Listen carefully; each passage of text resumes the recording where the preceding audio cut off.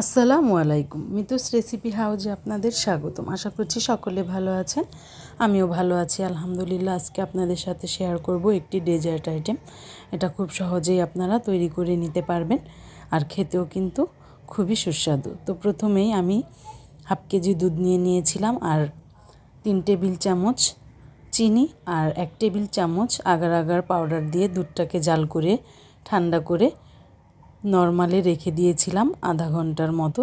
যে পাত্রে আমি সেট করব সেই পাত্রে রেখে দিয়েছিলাম। দেখতেই পেয়েছেন দুধটা কিন্তু জমাট বেঁধে গেছে। এ পর্যায়ে আমি এখানে ড্রাগন ফল আর কিছু আম কুচি করে এরকম কেটে নিয়েছি, দেখতেই পাচ্ছেন, দিয়ে দিচ্ছি। দুধটা কিন্তু একদম সুন্দর জমাট হয়েছে, দেখতেই পাচ্ছেন। ফলগুলো কিন্তু একদম ডুবে যায়নি, ভেসে আছে।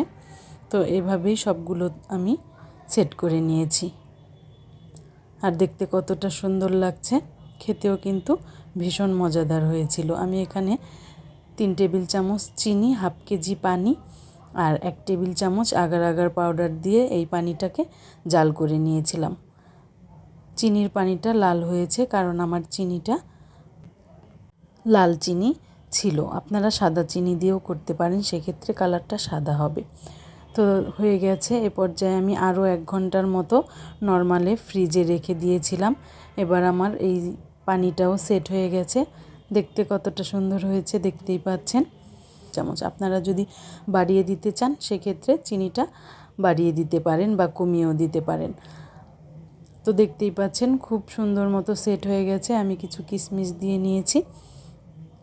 খুব অল্প উপকরণেই আমি কিন্তু এই ডেজার্টটি তৈরি করে নিয়েছি। আপনারা চাইলে আরও অন্য ফলও এখানে অ্যাড করতে পারেন, তাতেও কিন্তু খেতে ভীষণ ভালো লাগবে। আমি কেটে আপনাদের দেখাচ্ছি কি সুন্দর সেট হয়েছে। এটা কিন্তু বাচ্চাদেরও দিতে পারেন, বাচ্চারাও খেতে খুবই পছন্দ করে। তো আজকে এ পর্যন্তই, ভালো থাকবেন সবাই।